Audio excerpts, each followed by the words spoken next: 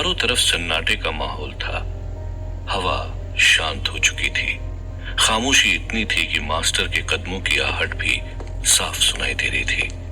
Master चलते हुए यादव के जिस्म तक आया, जिसमें थोड़ी देर पहले तक राहुल की आत्मा थी, और वहां पड़े वज्र को उठाकर वो यादव की तरफ चल पड़ा, जो इस वक्त राहुल के जिस्म में था। और फिर मास्टर ने वज्र से राहुल के शरीर पर वार किया।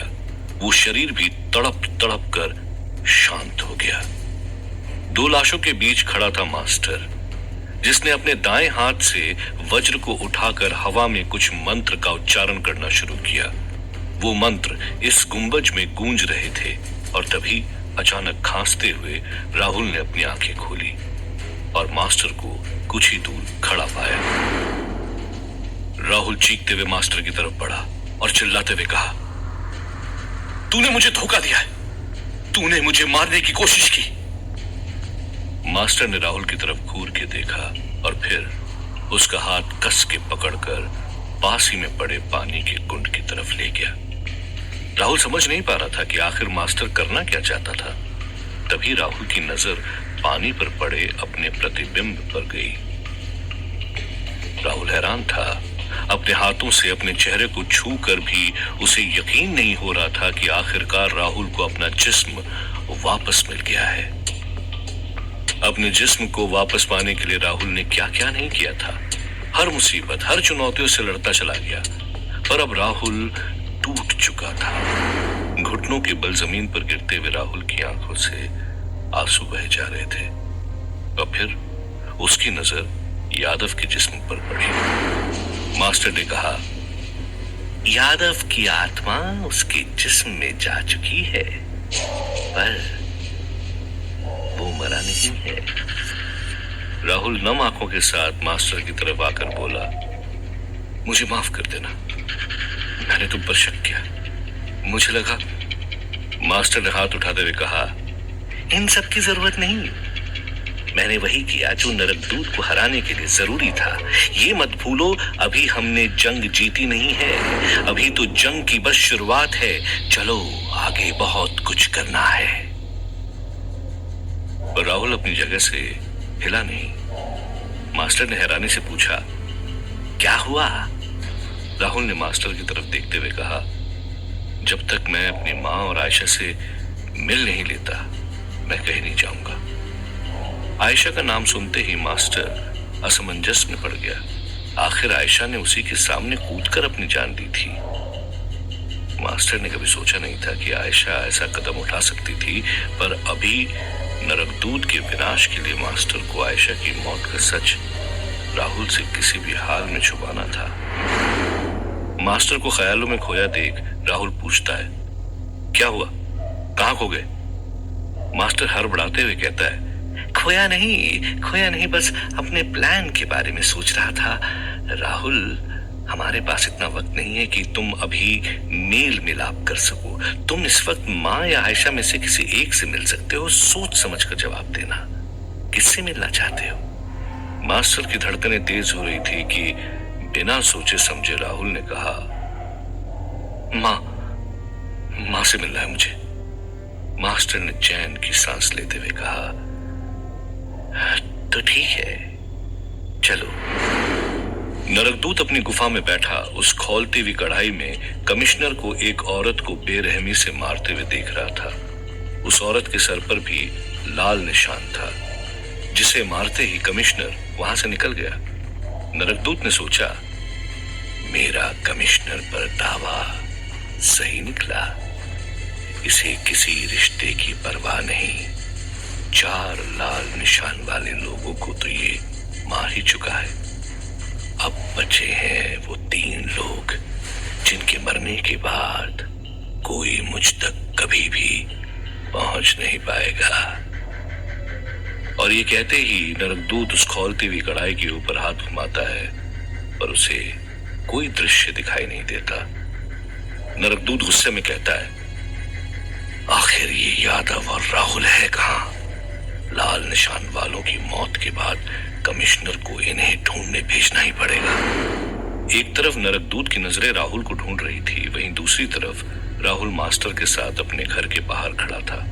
मास्टर ने सूरज की तरफ देखकर वक्त का पता लगा लिया था और राहुल की तरफ मुड़ते हुए कहा, मुझे नरकदूत का सामना करने के लिए तैयारी करनी है। सिर्फ 1 घंटे का वक्त है तुम्हारे पास।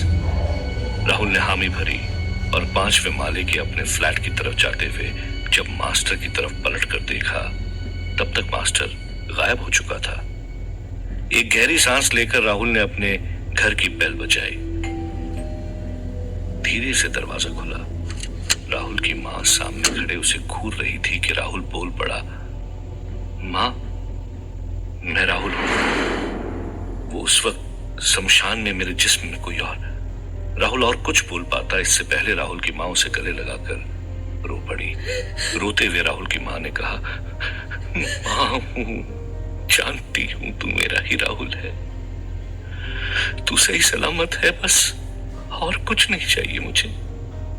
मां की ममता ने राहुल की आंखें भी नम कर दी थी और तभी राहुल की मां उसे खींचते हुए अंदर लाती और कहती है, बेटा बेटा तू जल्दी से अपना सामान बांध ले, हम यहां से चले जाएंगे।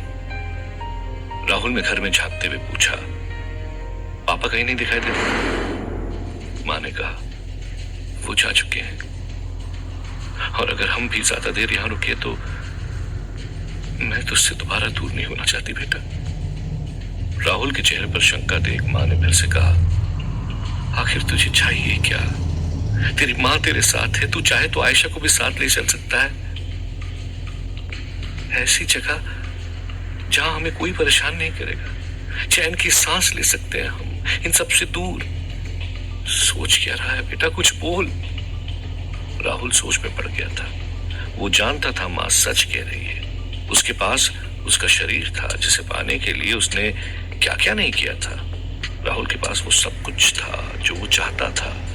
और तभी राहुल ने मां की तरफ देखते हुए कहा, सामान बांध मां, हमें जल्दी निकलना होगा। मास्टर राहुल की उस बिल्डिंग के नीचे खड़ा सूरज की तरफ देखकर सोचता है, 1 घंटे से ज्यादा का वक्त हो चुका है, ये राहुल अभी तक क्यों नहीं आया? और तभी मास्टर के दिमाग में ख्याल आता है, नहीं कहीं राहुल के साथ कुछ हो तो नहीं गया। पलक झपकते ही मास्टर वहां से गायब होकर राहुल के फ्लैट में आ जाता है। मास्टर इधर उधर देखता है पर वहां ना तो राहुल की मां थी ना ही राहुल। और तभी मास्टर की नजर कमरे की अलमारी पर पड़ती है जो खाली थी। मास्टर को समझते देर नहीं लगी। मास्टर का चेहरा गुस्से से लाल हो गया था और तभी मास्टर को अपने चूहे की आवाज आती है जो सोफे पर बैठा पनीर के टुकड़े कुतर रहा था। मास्टर गुस्से में आगे बढ़ता है कि तभी फ्लैट का दरवाजा खुलता है और राहुल अंदर आता है। राहुल अपने फ्लैट के अंदर मास्टर को देखकर चौंक जाता है और घड़ी की तरफ देखकर कहता है, ओह मैं थोड़ा लेट हो गया, मां को सुरक्षित जगह छोड़ने गया था, चले? मास्टर बस राहुल को घूरे जा रहा था। राहुल ने पूछा, क्या हुआ, किस सोच में पड़े हो? मास्टर ने धीरे से कहा, सोच रहा हूं अब नरकदूत का अंत करीब है। राहुल ने कहा, हाँ वो तो है ही, पर 1 सेकंड, कहीं तुम्हें ये तो नहीं लगा कि मैं भाग गया हूं? मास्टर ने हंसते हुए कहा,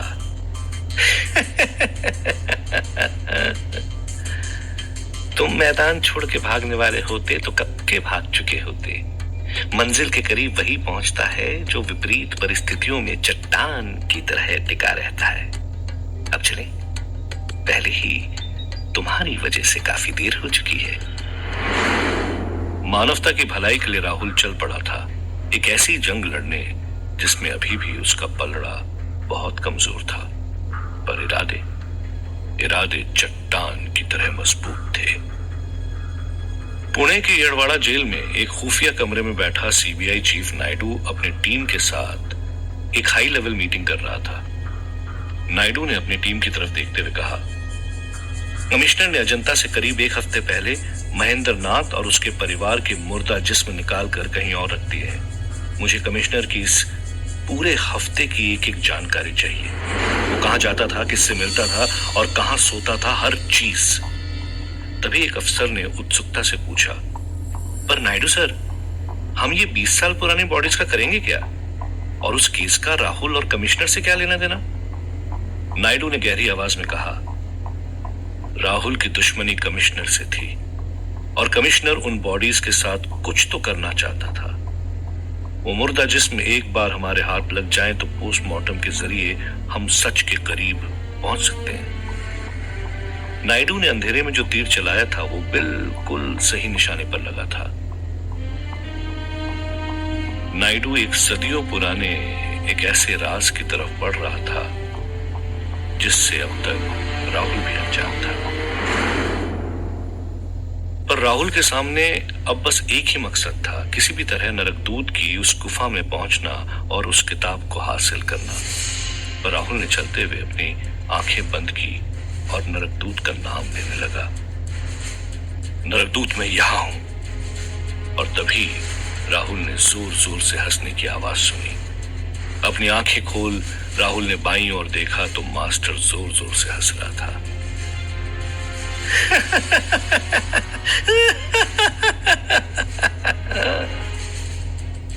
राहुल ने हैरानी से पूछा, हुआ क्या?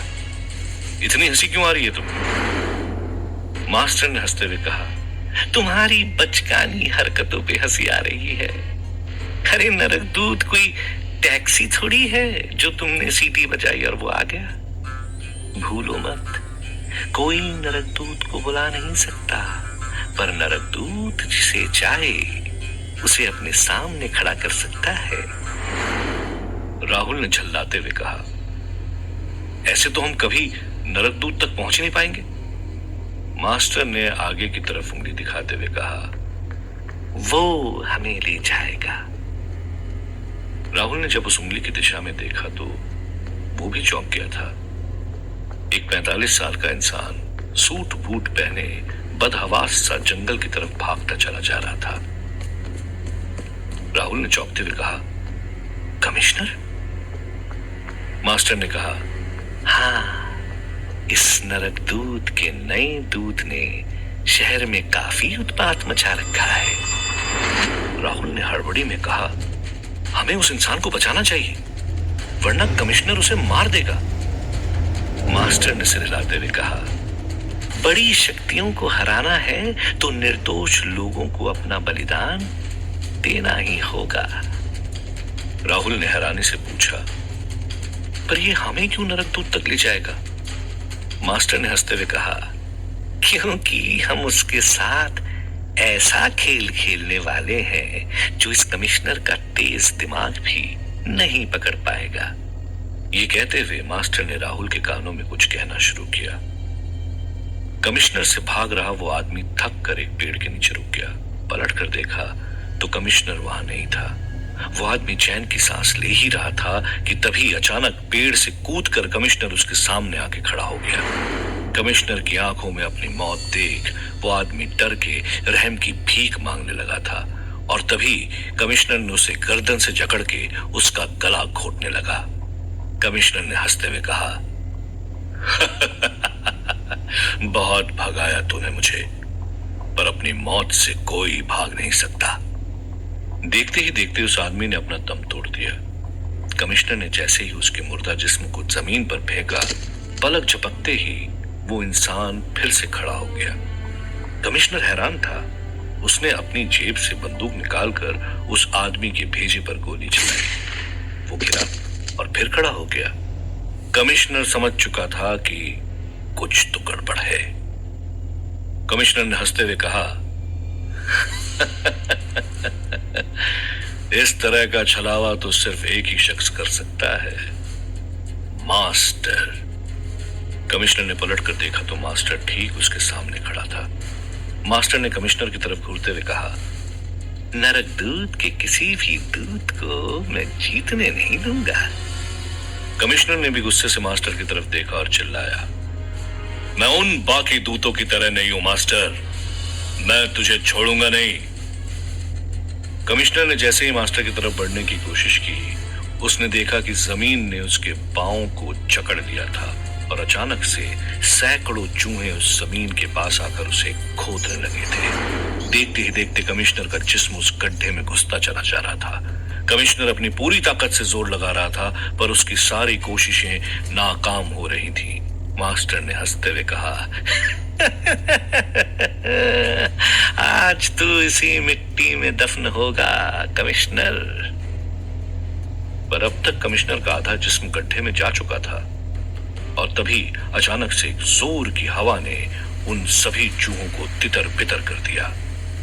कमिश्नर हैरान था और तभी उसकी नजर दूसरी तरफ खड़े राहुल पर पड़ी। कमिश्नर ने चौंकते हुए पूछा, राहुल तू मुझे क्यों बचा रहा है? राहुल ने कहा, तुम भूल रहे हो कमिश्नर, मैं राहुल के जिस्म में यादव हूं और अभी भी नरक दूत का ही दूत हूं। यह मास्टर और राहुल का ही बनाया हुआ प्लान था, कमिश्नर को यकीन दिलाने के लिए कि वो नरक दूत की तरफ है। राहुल में शक्तियां नहीं थी, वो बस नाटक करके कमिश्नर का विश्वास जीतना चाहता था और इस नाटक में साथ दे रहा था खुद मास्टर।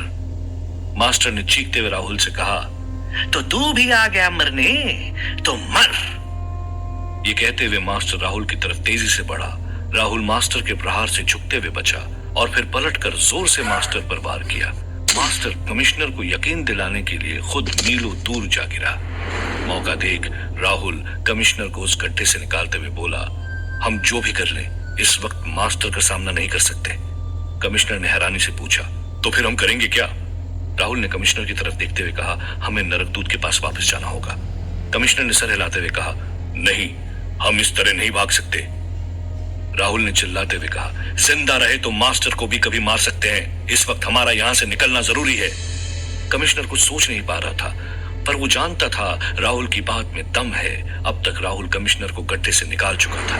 राहुल ने फिर से कहा, सोचने का वक्त नहीं है, मास्टर किसी भी पल यहां आ सकता है। कमिश्नर ने गहरी सांस लेते हुए कहा, ठीक है, हम नरकदूत की गुफा में चलते हैं। ये सुनते ही राहुल के चेहरे पे हल्की सी मुस्कान आ गई थी। कमिश्नर ने खुद को संभालते हुए राहुल को पकड़ा और तेजी से वहां से उड़कर चला गया। वहीं जमीन पर खड़ा मास्टर उन दोनों को जाते देख रहा था। मास्टर ने हंसते हुए कहा, तू एक्टर तो कमाल का है राहुल।